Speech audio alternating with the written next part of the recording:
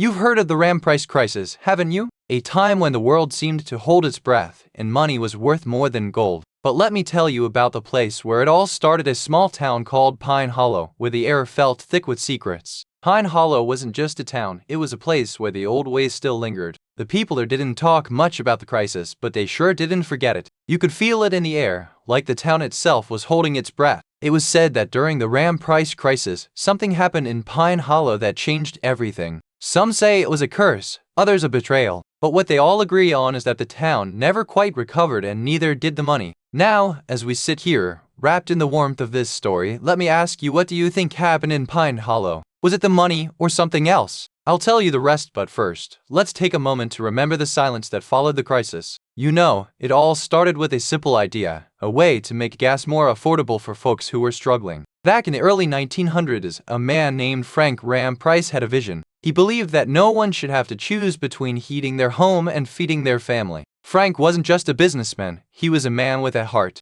He spent years working with local leaders and engineers to build a network of gas stations that could deliver fuel to even the smallest towns. It was a bold move, and not everyone was on board. But then came the whispers. Some said Frank was too ambitious. Others claimed he was meddling in things that shouldn't be touched. And then there were those who said he wasn't who he claimed to be. The truth, of course, is always more complicated than the stories. What started as a promise of affordable gas became something more, a symbol, a legacy, and eventually, a mystery that lingers in the quiet corners of town. You've heard the stories, but have you ever wondered what really happened to Frank RAM Price? The RAM price crisis wasn't just about gas, it was about trust, about what people are willing to believe, and about the strange things that happen when a dream turns into a legend. So, as we move forward, I want you to think, what if the RAM price crisis wasn't just a story of economics, but of something far more haunting? Something that still lingers in the places where the gas once flowed. You remember the first time you noticed something was off. It was just a whisper in the wind, a chill that clung to your neck like the air had forgotten how to warm. The radio crackled with static, playing a song you hadn't heard in years. You paused, thinking it was just the old system failing, but the melody felt too familiar, too close to home. One morning, you found your own letters in your mailbox, written in your handwriting, but the words were warnings about things you hadn't even thought about yet. You started to wonder if you were dreaming, but the dreams felt too real, too personal, like the house was trying to tell you something you weren't ready to hear. And then, you began to wonder if the house had always been this way, or if it had only started to change the moment you stepped inside. You ever wonder what happens when a small town gets too big for its britches? Well, in RAM Price, it wasn't just the roads that got crowded, it was the silence that started to feel too loud. In the summer of '72, the town was still small enough to know your name, but not small enough to stop the rumors. Some said the land had a memory, and that memory was about to wake up. They never found the bodies. Just a trail of footprints in the mud, leading to a place where the woods don't end and the sky doesn't begin.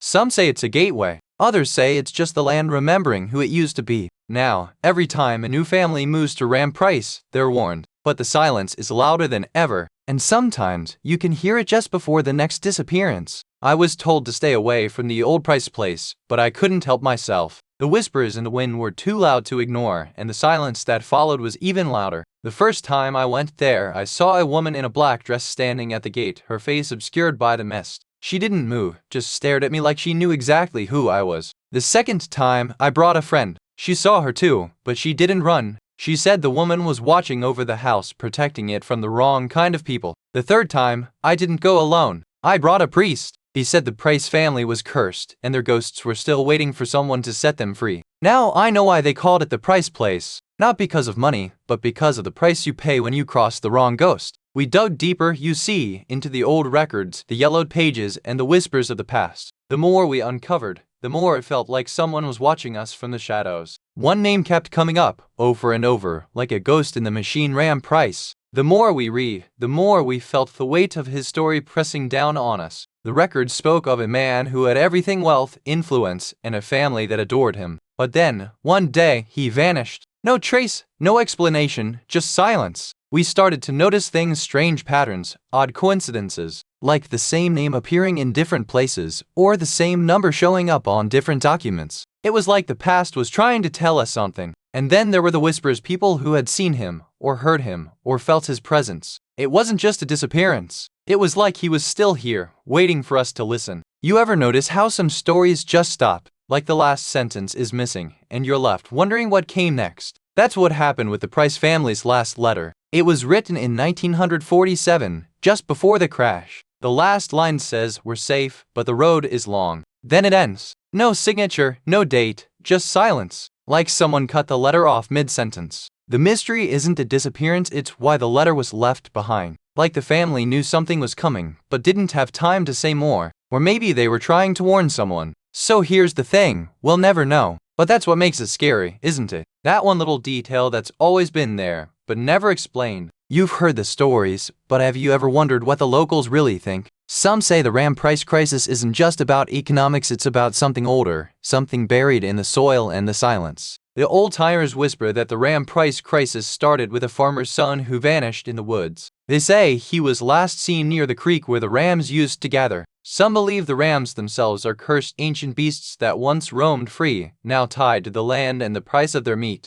Others say it's just a metaphor for something far more personal. Whatever the truth, one thing's certain. The RAM price crisis isn't just a story, it's a feeling, a whisper in the wind, and a question that lingers long after the last bite of pie. You know, sometimes the most haunting things aren't the ghosts, they're the questions that never get answered. What happened to the girl who vanished in the woods near town? No body, no clues, just a whisper in the wind. Neighbors say she was last seen heading toward the old mill, but the mill's been empty for decades. They say the river is too deep, the rocks too sharp, and the silence too heavy for anyone to have made it out alive. They say the woods have a way of keeping secrets. Some say the girl is still there, trapped between the world she left and the one she never reached. Others say she's not the only one who's never made it out. And so, the mystery lingers. Not because it's unsolvable, but because it's too real, too human, too much like us. And sometimes, that's the scariest part of all. You ever notice how silence can be the loudest sound in a house that's been empty for years? Sometimes, the ghosts are the ones who leave the lights on. I don't know if it's the wind, the memory, or something older than both. There's a stillness here that feels like it's holding its breath. But don't worry, dear listener, there's more where this came from. And it's about to get a whole lot colder. Stay with me. We're just getting started. You've heard of shipwrecks, but the asterisk mignon asterisk? That's a ghost ship, my dear.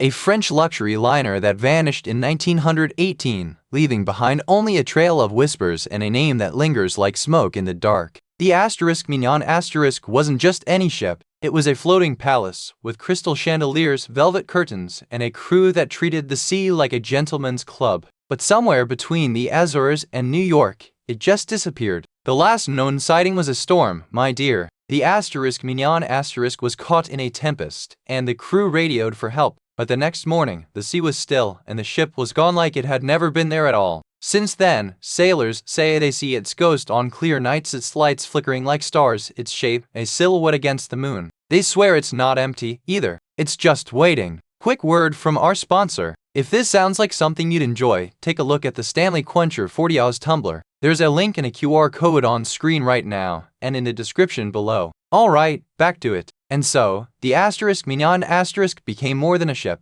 It became a tale of mystery, of fate, of the sea's cruel and silent memory. And now, we're going to step aboard to find out what happened to it. The asterisk mignon asterisk was built in 1889, a French luxury liner that made its way across the Atlantic with the elegance of a ballerina and the mystery of a ghost. It was a ship that promised romance and adventure, but also carried secrets that would vanish with it. Its captain, Henry Lefebvre, was known for his charm and a habit of disappearing during the night. Some say he was a man of science. Others whisper he was a man of the occult, always with a map of the Atlantic in his pocket. The last voyage was supposed to be a quiet trip to New York, but something changed. The asterisk mignon asterisk left port under a full moon, its lights dimming as if it were being pulled by unseen hands. No one knew what happened to the ship, but the stories say it was never the same again. Some say it was lured by a curse, others that it was swallowed by the sea, and a few that it still sails the Atlantic under a different name. You remember the calm before the storm, don't you?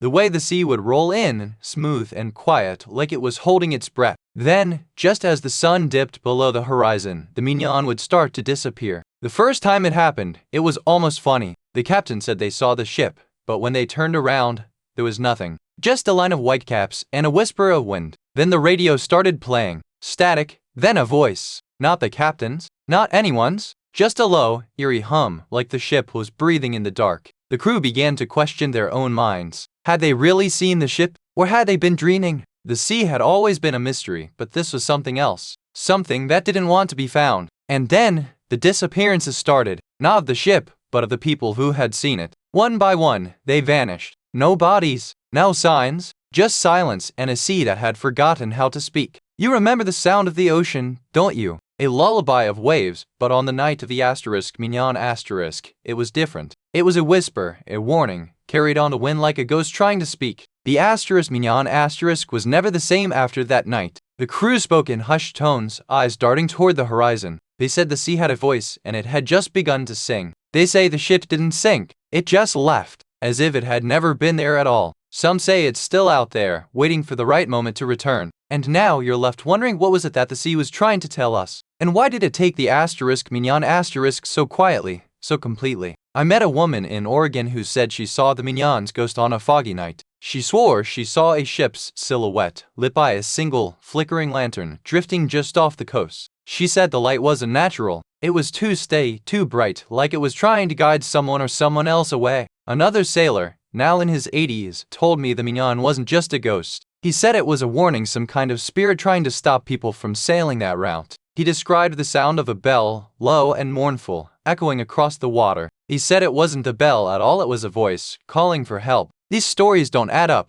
They're fragments, but they're real. And if you ask me, they're not just stories at all, they're warnings. The investigators began by combing through old shipping logs, and what they found was more than just a missing ship. It was a vanished chapter of history, like a ghost refusing to be remembered. They uncovered records of the ship's last voyage, but the logs were incomplete, as if someone had deliberately erased parts of the story, like a puzzle missing its final piece. The deeper they dug, the more the mignon seemed to resist being found. It was as if the sea itself had swallowed the truth, and the truth had no intention of being unearthed. Some said the mignon had been cursed, others that it had been a victim of fate, but no one could say for sure. And that, in the end, was the most chilling part of all. You know, the thing that's always bugged me is that no one ever figured out how the ship disappeared. It's like the sea swallowed it whole, and no one saw a thing. They say the mignon was just a small steamer, nothing special. But what if it was something more? What if it had a secret that the sea wasn't ready to let go of? You ever think about how the sea keeps some things quiet? Like it knows what it's hiding, and it doesn't want to be reminded. Maybe the mignon was never meant to be found. And that's why I keep thinking, what if the mignon wasn't just lost? What if it was taken? And the sea? It's not just a place. It's a keeper of secrets. And it's still waiting to tell its story. You've heard the tales, but what do the locals really say? Some say the mignon was never found, others insist it's still out there, waiting. What do you think happens to a ship that vanishes without a trace? Some claim the captain was cursed, others that the ship was never meant to make it across the Atlantic. But the real question is, why do people still whisper about it, years after it should have been forgotten? You might think it's just old sailors' stories, but some say the mignon still lingers in the memories of those who lived through its disappearance. What if the ship never left the coast at all? And what about the crew? Did they vanish too, or did they make it home, only to be swallowed by silence and fear? Some say they're still waiting for someone to listen to their story. The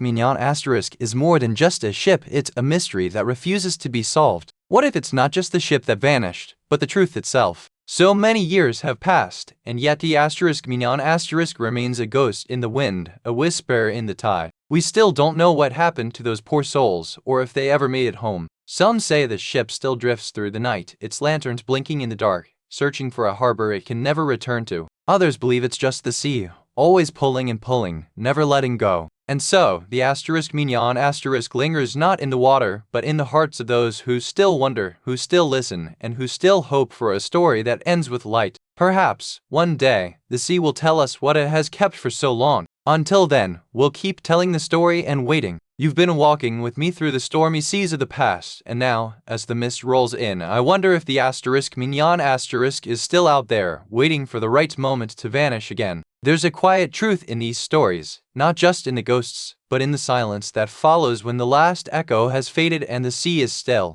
And so, as I turn the page, I leave you with this: the past is never truly gone, it just waits for the right tide to return. But remember, dear listener, the stories don't end here. They're just waiting for you to hear them again. You ever heard of a ship that vanished like a whisper in the fog? The SS Mignon sailed into legend, and not a soul knows why it disappeared one autumn night in 1933. It was a modest steamer, bound for the west coast, carrying a quiet crew and a few passengers who never made it home. Some say the sea was calm, others swear the skies were dark and low. The last radio transmission was a simple, eerie message: "We're lost. We are lost. We are lost." Then silence. No distress call. No rescue. Just the deep, unrelenting sea. Over the years, sailors and locals have whispered about the Mignon, a ghost ship that appears in the fog, its lights flickering like a warning. No one has ever found it. Some say the crew was cursed, others believe the ship was never meant to make it to shore. But one thing is certain: the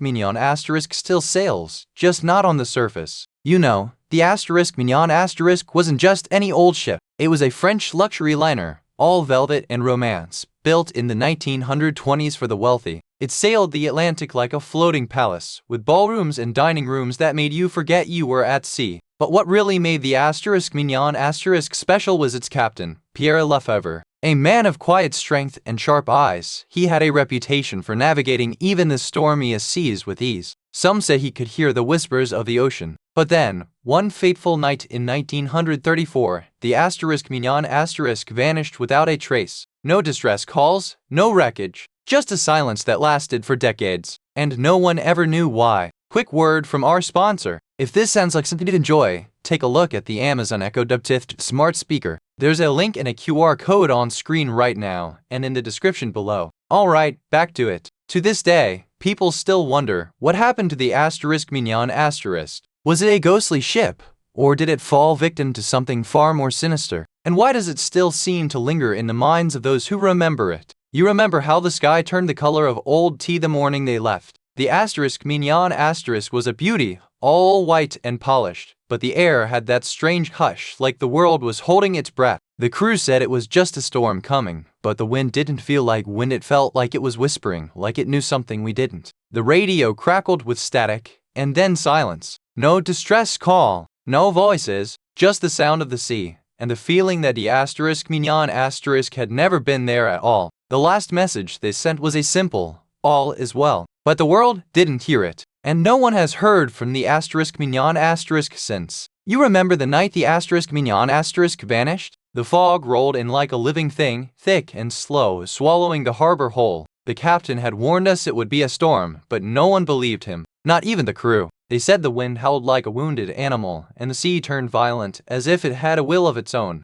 The last radio transmission was a garbled scream, something about the water rising and the deck being swallowed. Some say the Mignon never left the harbor, that it waits beneath the waves, a ghost ship, forever searching for the shore it was never meant to reach. Others say it's still out there, somewhere, sailing the dark, with no one to steer it. The Mignon was a beautiful ship, elegant and proud. And now, it's just a name whispered in the dark, a warning to those who forget that the sea is not always kind and that some disappearances are never explained. One of the last survivors, a fisherman named Elias Grant, claimed he saw the Mignon on the night of the disappearance, its lights flickering like a dying star. He said the ship was moving on its own, like it had a will of its own, and the waves around it were still, as if the sea had held its breath. He never spoke of the Mignon again, and after that night, he stopped fishing altogether, claiming the sea had taken something from him that no one could understand. There's one more witness, a sailor named Clara Voss, who said she saw a figure standing on the deck, looking out to sea, its face covered in shadow, its eyes glowing like embers. She never said what the figure was looking for, only that it was waiting, like it had been there for a long time, and it was still waiting. The first clue came from a faded ship log tucked inside a brittle folder in the Maritime Archives. It described the Mignon's final voyage as calm, but not without whispers of unease. Investigators found the ship's last radio transmission, a garbled message about something in the dark and a sudden drop in engine power. No one could say what it meant. The most unsettling find was a sealed envelope with the Mignon's captain's handwriting, addressed to his wife. Inside, only a single word: wait. When they tried to trace the Mignon's route, the maps led only to a fog bank, a place where the sea disappears and the sky forgets to show its face. The deeper they dug, the more the Mignon seemed to vanish, not just from the sea, but from history itself, as if the ocean had swallowed the truth. There's one thing we know for sure, and it's the only detail that has never been explained. The The ship was found, but the people on it were not. They found the wreckage, but not a single body. Just empty cabins, half-burned furniture, and a silence so thick it could have swallowed a scream. The Coast Guard said the Mignon caught fire in the night, but no one saw it. No one heard the screams. No one saw the people vanish into the mist. To this day, no one knows what happened. The ship was there, the people were there. One moment, they were alive. The next, they were gone. And that, my dear, is the one detail that has never been explained. The Mignon was never just a ship. It was a mystery, and it still waits for someone to listen. You've heard the stories, but let me tell you what the locals really say. They don't call it the Mignon anymore. Some say it's the ghost ship now, or the sirens whale . Some say the crew was cursed for daring to sail through the Devil's Reach. Others think they were lured by a phantom lighthouse that never burned. Still others insist the ship never left port at all. A few years back, a fisherman claimed he saw the Mignon drifting in the fog, its deck empty but for a single lantern swaying like a ghost's hand. He didn't say much, just muttered about the sea remembering. Some say the ship never vanished, just changed its name. Others say it's still out there, waiting for the right storm, the right sailor, the right moment to call it home. And so, the legend lives on not in a scream, but in a whisper. In the fog, in the dark, in the stories we tell to keep the cold at bay. Even now, decades later, the Mignon story refuses to be buried. You ever wonder what it is about a ship's ghost that lingers so long in the minds of those who heard its tale? There are no bodies, no wreckage, no answers, just the whispers of a ship that never should have vanished. Do you think the sea itself is punishing the Mignon for something it did? We're told to look for the wreckage, but what if the real mystery lies in the silence? What if the Mignon never left the ocean, and it's still waiting for someone to listen? And so the story remains a ship, a sea, and the quiet hum of a mystery that refuses to be solved. What do you think, dear listener? Will we ever find the Mignon, or is it already found? You've heard the whispers of the Mignon but have you ever wondered what the sea remembers? Sometimes, the truth is quieter than a ghost. There's a comfort in mystery, isn't there? We chase the unknown, not because we want to find the end, but because we're afraid to face the silence. And when the story ends, the sea still waits, not for answers, but for the right moment to tell its own. So, I'll leave you with this: the ocean is a mirror. What you see in it is never quite what you expected. You've heard of the sea, but have you ever heard of the sea's silence? The Mignon vanished without a sound, leaving behind only whispers and the weight of a mystery that lingers like salt in the air. This was no ordinary ship. The Mignon was a French passenger liner, sleek and white, built for comfort, not for the storms that would one day swallow it whole. Some say the Mignon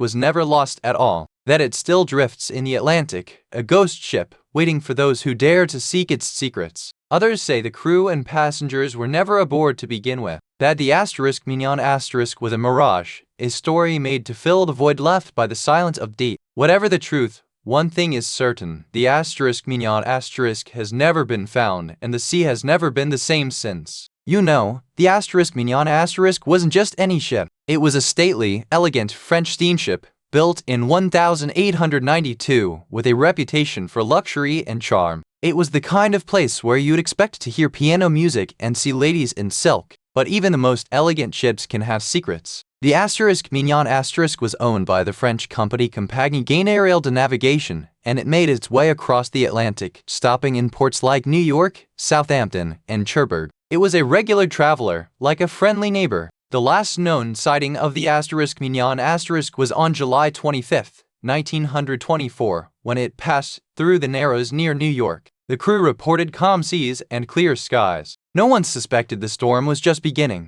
The Mignon had a crew of 28 and a passenger list that included wealthy tourists, business travelers, and a few families. Among them was a young couple named Henry and Eleanor Whitmore, who had booked a cabin for their honeymoon and who would never make it to Cherbourg. So, what happened to the Mignon ?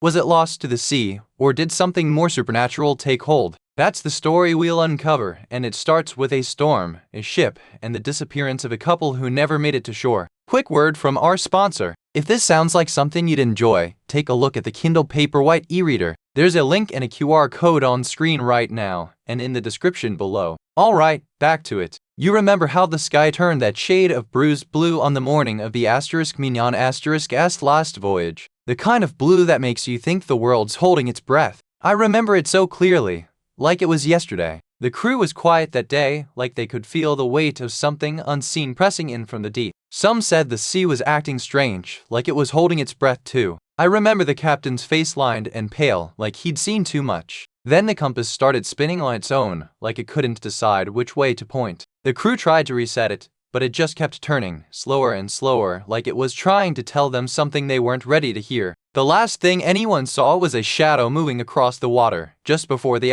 **Mignon** vanished. Not a ship, not a boat, but something else entirely. Something that didn't belong to this world. And that's when the silence began. No distress calls, no wreckage, just an empty sea and a captain who never returned. You ever wonder what the **Mignon* found in the deep? Or if it was something that found them? You see it now, don't you? That final moment. The last light in the captain's quarters. A woman in a blue dress, her face pale as the moon, standing at the window, eyes fixed on the sea. She never turned back. The ship was supposed to be heading to a quiet port, but the storm that rolled in was not of the weather's making. The crew heard whispers in the halls, felt hands on their shoulders, and saw their own faces in the mirror, smiling back. Then came the silence. No distress call, no bodies, just the ship, still afloat, with the crew gone and the passengers missing. The Coast Guard found the vessel, but not a single soul aboard. The last log entry, written in a trembling hand, says, "We are not alone. They are here, and they are waiting. We must not wake them."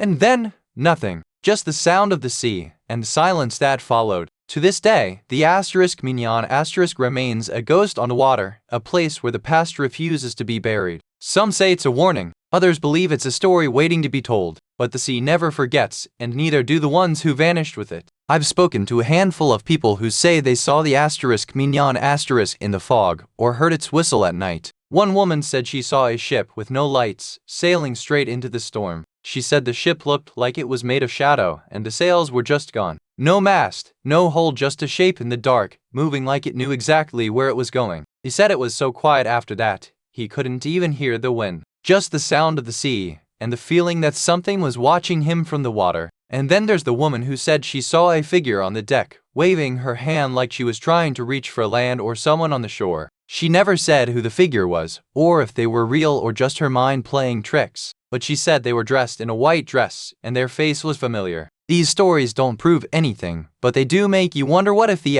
**Mignon* never really vanished? What if it's still out there, waiting for someone to hear its call? The investigators combed through the ship's logs, but the records were full of gaps, like someone had erased the truth with a wet cloth. You ever notice how sometimes the most important details are the ones that vanish? They found a single handwritten note tucked inside a cabin door. The Mignon never left the bay. It was written in a shaky hand, like the writer had been trembling the whole time. They dug up old dock records, and the Mignon had never been registered in any port. No crew, no passengers, no trace. It was as if the ship had never existed, save for the stories that clung to it like mist. And then there was the final clue, a name scrawled on the side of a rusted anchor, Mara. No last name, just Mara. The same name that had been whispered in the dark on the night the Mignon vanished. You know, there's one thing about the **Mignon* that's never made sense. Not the sinking, not the bodies, not even the last message. It's this one tiny detail that's been buried under layers of speculation and silence. The last known log entry says the **Mignon* was heading to New York, but no one knows what cargo she was carrying. Some say it was silk, others say it was something much heavier. The official report just says unknown, but likely valuable.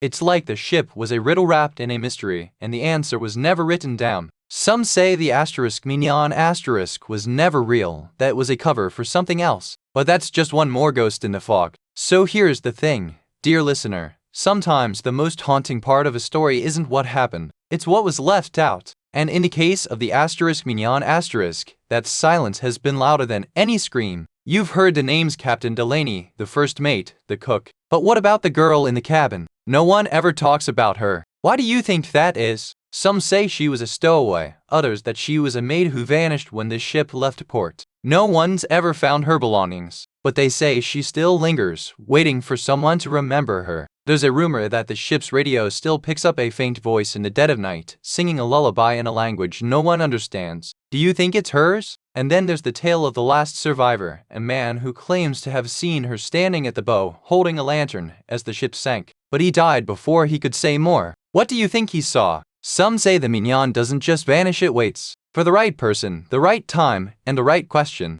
Have you ever wondered what that question might be? And so, the story of the asterisk mignon asterisk fades into the fog, a whisper in the wind. No body was ever found. No final truth emerged from the depths. What if the sea itself keeps its secrets, and we're left with only the echo of a tragedy? We've combed through every log, every testimonial, every grain of sand in the harbor. But the truth, it's like trying to catch smoke with your hands. And sometimes, the best stories are the ones that never end. We may never know what happened to the asterisk mignon asterisk, but perhaps that's the point. Maybe the sea doesn't want to give up its secrets. Or maybe it's waiting for someone, somewhere, to remember. So here's to the asterisk mignon asterisk, a ship lost to time, a mystery wrapped in fog, and a tale that lingers in the hearts of those who dare to listen. You know, sometimes the most haunting stories aren't the ones with screaming ghosts or blood-stained floors. Sometimes they're the ones that never quite end. We chase the past for answers, but sometimes the past just whispers and fades away, leaving us with more questions than we started with. So, as we close this tale, remember, the sea never forgets. And neither does the asterisk mignon asterisk.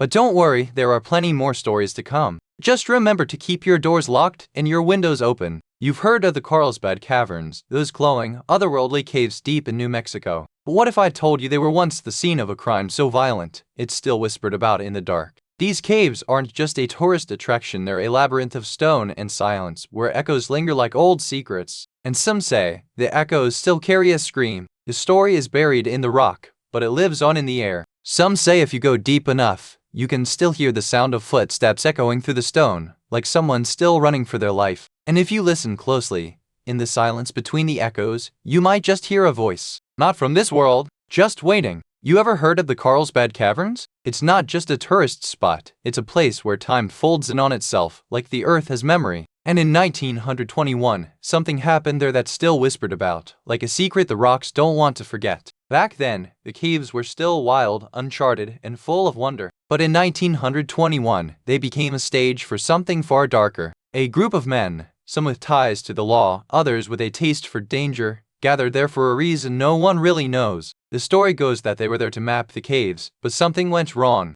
A cave-in, baby, avoid? Or was it something more sinister? The truth is buried deep, like the bones of the earth itself. What we do know is that 4 men vanished that day, and their bodies were never found. Some say they were killed by a cave-in, others say they were murdered. But no one's ever been able to prove it. And that's why the caves still whisper. The Carlsbad Caverns have been a place of wonder for centuries, but in 1921, they became a grave for a mystery that still haunts the land. And if you listen closely, you can hear the echoes of those lost men, still calling from the depths. Quick word from our sponsor. If this sounds like something you'd enjoy, take a look at the Fire TV Stick 4K streaming device. There's a link and a QR code on screen right now, and in the description below. Alright, back to it. You remember how the air felt that day, thick and heavy, like the world had paused to hold its breath. It wasn't just the heat, it was the way the silence clung to the rocks, as if the earth itself was waiting for something to happen. The first sign was the silence. No birds, no wind,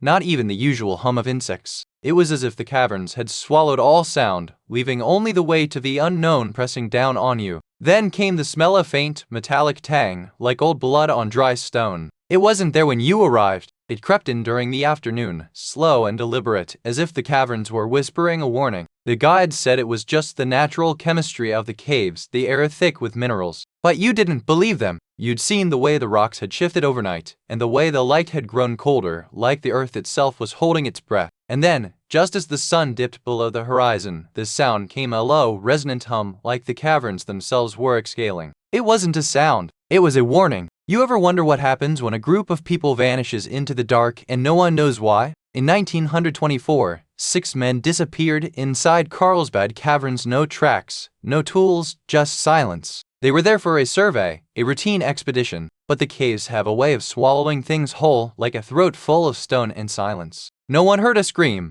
no one saw a struggle, just the echo of their voices fading into the rock, and then nothing. The caves have kept their secret for over a century, but sometimes the silence is louder than any scream. If you ever find yourself standing at the edge of Carlsbad Caverns, listen carefully. You might just hear the echo of 6 lost men, still waiting to be found. Some say the caverns whisper in the dark, and those who have heard them swear they're not just echoes. One hiker, years ago, claimed he felt a presence watching him from the shadows. He described a figure, tall and shrouded, standing just beyond the light, never moving, never speaking. He said it was as if the cave itself had eyes. She said the voices weren't just words. They were a sound, a vibration, like the cave was alive and remembering. It left her shaken, but she never told anyone. Even the local guides, those who have seen the most, say they felt it. A chill, a silence, a moment where time seems to pause. They don't talk about it much. Some say the massacre never ended, that the cave still holds its victims, and that the silence is the sound of them waiting to be found. The investigators arrived with notebooks and flashlights, expecting a story, not a mystery.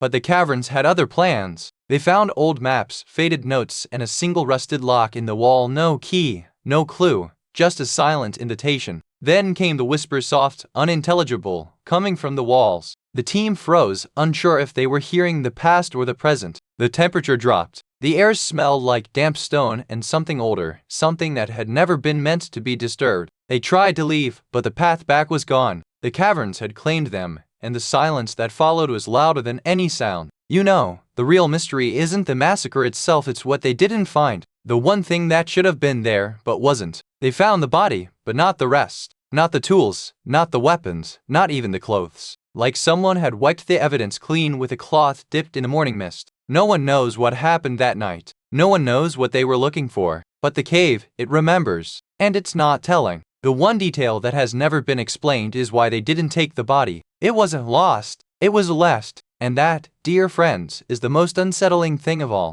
So, what do you think? Was it an accident? A cover-up? Or did the cave swallow them whole? And the truth is still buried, waiting for someone to dig it up. Some say the caves whisper secrets in the wind, and that the blood of the victims still lingers in the stone. Others say it's just the sound of water echoing through the dark, like a mournful lullaby. Local elders tell of a ghostly figure, a woman in a red dress, who appears at dusk, leading lost hikers to the edge of the abyss. They say she's not cool, just lost herself, and now she leads others to the same fate. They say if you wander too deep, you might hear the echo of screams, just a whisper, but enough to make your skin crawl. It's not the sound of the water, but of something else entirely. And then there are those who believe the massacre never happened at all, that it was all a cover-up, a story told to keep the caves empty. But the caves don't care about stories. They remember everything. So the question remains, what's really in the dark? Is it the caves, or is it us? We like to think we are in control, but sometimes the dark has its own way of remembering. You've heard the stories, but no one has ever found the bodies. It's like the caves themselves are holding their breath, waiting for someone to ask the right question. Some say the echoes are too quiet, that the silence is a warning.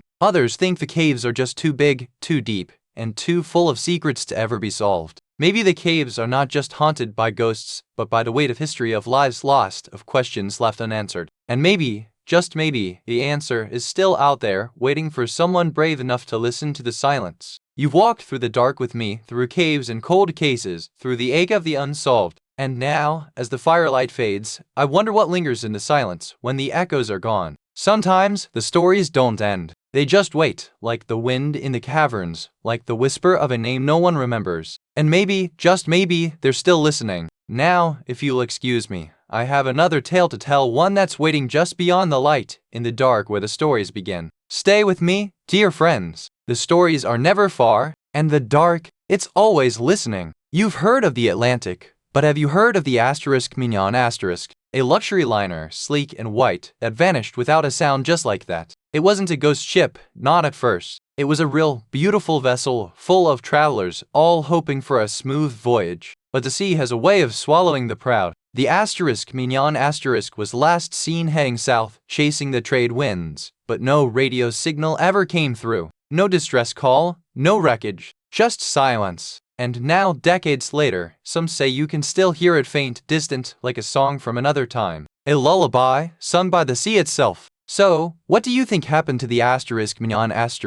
Was it a tragedy, a curse, or something more mysterious? I'm just telling you the story. The rest is up to you. You know, the *Mignon* wasn't just any old ship. It was a French luxury liner, sleek and white, with a reputation for elegance. But beneath that polished veneer, there was a darkness brewing. Built in 1926, it was one of the last of its kind, fancy, fast, and full of passengers who thought they were safe. But safety, my friends, is a tricky thing on the sea. Then there was the first officer, Etienne Moreau, a man with a sharp mind and a sharper tongue. He was the one who noticed the patterns, the small things that didn't add up. And the passengers? Well, they were a mix of the wealthy, the curious, and the desperate. Some came for the thrill, others for the promise of escape from their own lives. But what they didn't know was that the Mignon had a ghost of its own, one that had been waiting, patient and silent, for the right moment to make its move. And so, on the night of the Mignon's disappearance, the sea became its own kind of prison, and the passengers became its prisoners, bound by silence, fear, and the weight of the unknown.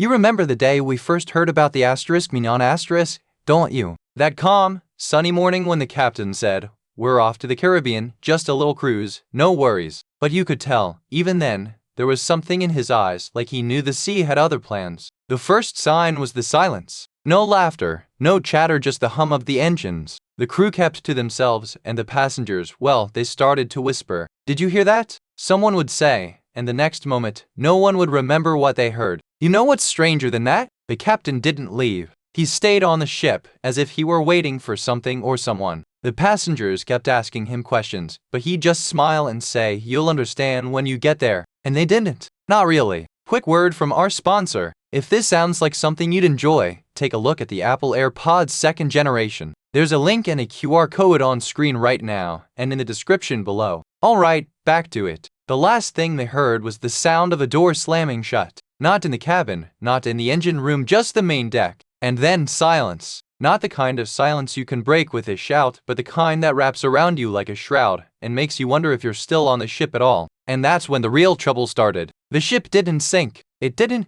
drift. It just stopped. And the crew? They were never found. Only the captain. He was the last one seen and the first one to vanish. And now, they say, he's still out there, waiting for the next ship to come calling. You'll remember the calm before the storm, the way the sea shimmered like glass, but today, it's still. The Mignon was supposed to be a quiet voyage, but now, the water holds its breath. The final radio transmission was a whisper, "We're going down, but we're not alone." Then silence. The crew never made it to shore. They vanished without a trace, swallowed by the dark. Local fishermen swear they've seen the Mignon ghost, a dark silhouette cutting through the waves at midnight. It's never closed, but it's always there, watching. Some say the ship was cursed, that it carried something it shouldn't have. Others say it was just a tragic accident. But the sea doesn't care for explanations, it keeps the stories. And so, the Mignon remains a ghost in the tide, a question without an answer. What happened to those souls? And why does the sea still whisper their names? One of the last survivors, a retired seamstress named Edith, remembers the night the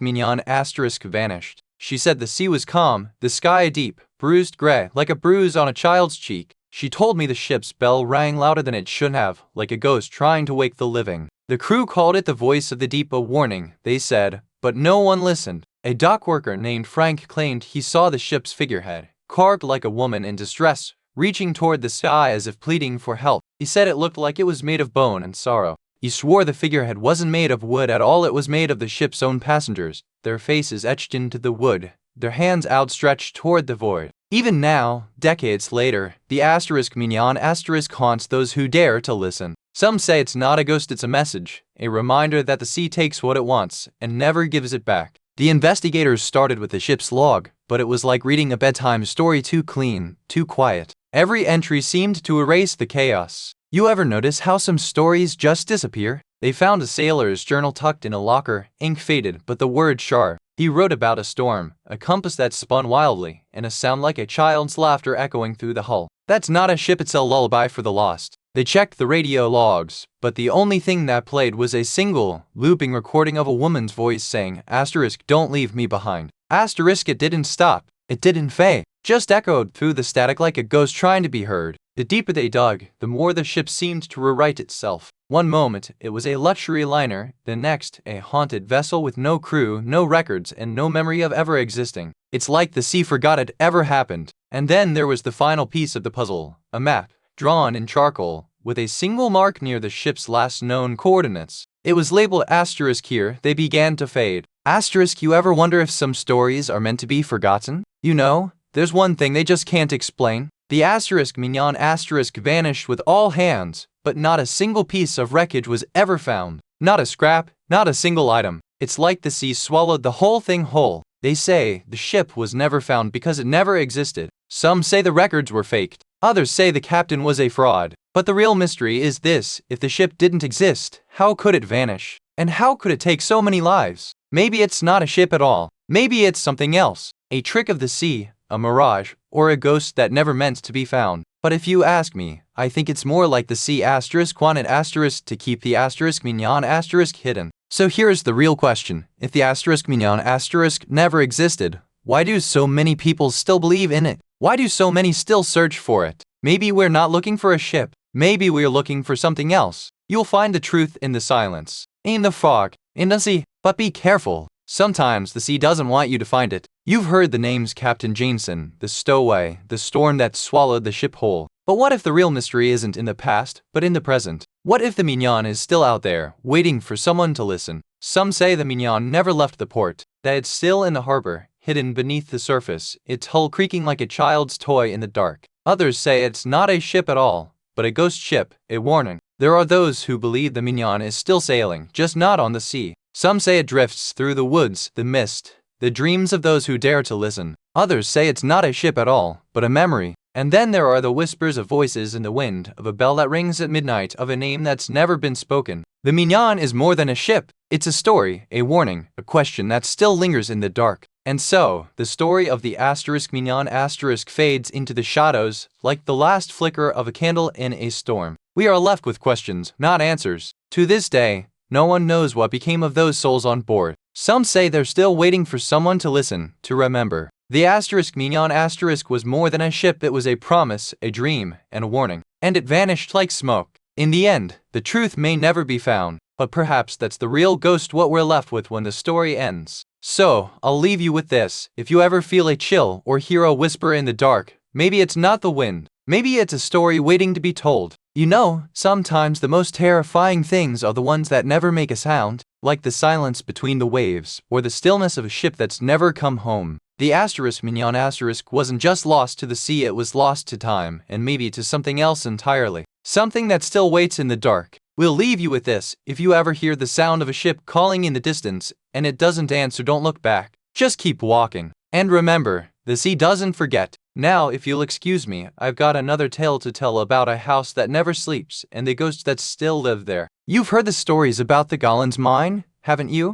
The one buried deep in the hills of West Virginia, where the earth still remembers the echoes of a long-ago tragedy. It's said to be the kind of place where even the wind won't speak. The mine closed decades ago, but the workers who vanished inside it, some say they were never found. Others say they were never meant to be found. It's the kind of place that lingers in the minds of locals, like a half-remembered dream. Some say the mine is haunted by the ghosts of the workers who never made it out. Others say it's just the earth itself, mourning the loss of those who were taken by the dark, deep, and cold. Either way, the place has a way of making you feel like you're being watched. And if you listen closely, just beyond the rustling leaves and howling wind, you might hear something else. A whisper, a groan, a sound that doesn't belong to this world. That's the Gollins Mine, quiet, still, and waiting. You know, back in the 1880s, this mine wasn't just a place to dig for coal, it was a whole damn town. You can still see the remnants of the original company's store, the schoolhouse, and even the church, though it's all in ruins now. The Gollins were the big shot investors, but they weren't just mining coal, they were mining people. They hired a whole crew of immigrants, mostly from the old country, and promised them a better life. But the work was brutal, and the pay was worse. They called it the Hollow, because it was deep enough that even the loudest shouts would fade into silence. And that's where the real danger began. Some say the mine was cursed, but others say it was just the weight of human suffering that made the place feel like a tomb. What happened next? Well, the records got lost, the workers disappeared, and the mine was sealed off. But the stories, they never died. And now, it's said that the echoes of their voices still linger in the hollow, waiting for someone to listen. You remember the way the air felt in those early days, clean, crisp, like the first breath of autumn. But it changed. It started to smell different, like damp earth and something else. Something that didn't belong. Quick word from our sponsor. If this sounds like something you'd enjoy, take a look at the Stanley Quencher 40 Oz tumbler. There's a link and a QR code on screen right now, and in the description below. Alright, back to it. The workers began to talk, not about the mine, but about the ground. It was restless, they said. The earth would shift beneath their feet, and the walls would groan like a living thing. It was just a bad place to work. Then the noises started. Not the kind you hear in the woods, but something deeper. A low, droning hum, like the mine itself was breathing. Some said it was the wind. Others said it was the ghosts of the men who had gone before. The mine's owner, Mr. Gollins, dismissed it all as superstition, but even he couldn't deny the way the workers' eyes had grown distant, like they were looking at something just beyond the edge of sight. And then, the first disappearances, not loud, not dramatic, just gone, like the mine had swallowed them whole, and no one had ever heard the echo. You remember the mine, don't you? The one where the air was heavy with dust and the silence was louder than the machines. But one day, the machines stopped, and the silence didn't stop with them. The last shift ended with a shout, a warning, and then nothing. The workers vanished, one by one, as if they'd never been there. Some said they heard a voice, others that they saw something in the dark. But no one believed them. The mine was sealed off, but the stories didn't die. They said the walls still hummed with their voices, that the air still carried the weight of their last breaths, and that the mine, in its way, had never really been empty. To this day, the mine remains a place of quiet terror. No one goes in. No one talks about it. But sometimes, if you listen closely, you can hear the echoes of the last shift just before everything went dark. I met a woman named Doris who said she saw a figure in the mine's old processing area just before the roof collapsed. She said it was a woman in a long black dress, carrying a lantern, standing there like she belonged. She said the figure didn't move, just stared at her. Then the floor gave way, and the woman vanished into the darkness, leaving only a faint smell of damp earth and something sweet, like burnt sugar. He tried to follow it, but the path kept changing. When he finally came out, he said he couldn't remember the way back, and he's been haunted by that voice ever since. One of the last workers, a woman named Mabel, told me the mine was never truly empty. She said she could hear the sound of shovels and footsteps at night, like the miners were still at work. She said they never stopped, not even when the mine was abandoned. She said it was like they were waiting for something or someone to come back and finish the job. The investigators arrived with clipboards and quiet hearts, stepping over rusted pipes and faded warning signs. They had heard the stories, but nothing prepared them for what they found. They found a small, sealed-off chamber with a rusted door, its hinges frozen in place. Inside, they found a child's toy and a single, unmarked shoe. It was as if time had paused there. The deeper they went, the more the air felt like it was holding its breath. They found a ledger, its pages brittle, filled with names and dates, some of them still missing. One entry stood out, a name no one could place, and a date that didn't match any known records. The investigator's pen hovered, uncertain, as if the past was still waiting to be heard. They left with more questions than answers, but the mine had already left its mark. Some things, it seems, are never truly forgotten. You see, the thing is, no one ever figured out why the miners left that mine in the first place. No official records, no warnings, no sign of a struggle, just a sudden, eerie silence. They just packed up and walked away, leaving behind their lives, their families, and the mine itself. It's like they were never there at all, or maybe they were always watching. It's like the mine swallowed them whole, and then spat them back out, but not in the way you'd expect. Not in the way you'd ever want to imagine. So here's the thing, dear listener, what if the mine didn't take them? What if it just let them go? And what if they never really left at all? You've heard the stories, but some folks say the real truth is buried deeper, like the old miners who vanished without a sound. Some say they were trapped in the mine, others say they were taken by something else entirely. The town elders whisper that the mine was cursed long before it was ever dug.